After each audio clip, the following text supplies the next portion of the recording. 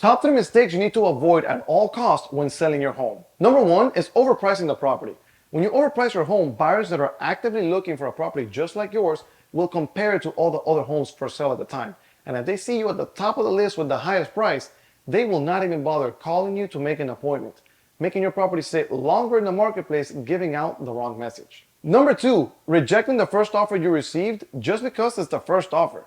If you're not in full agreement of all the terms in the contract, I highly suggest you counteroffer instead of just dismissing and rejecting the first offer.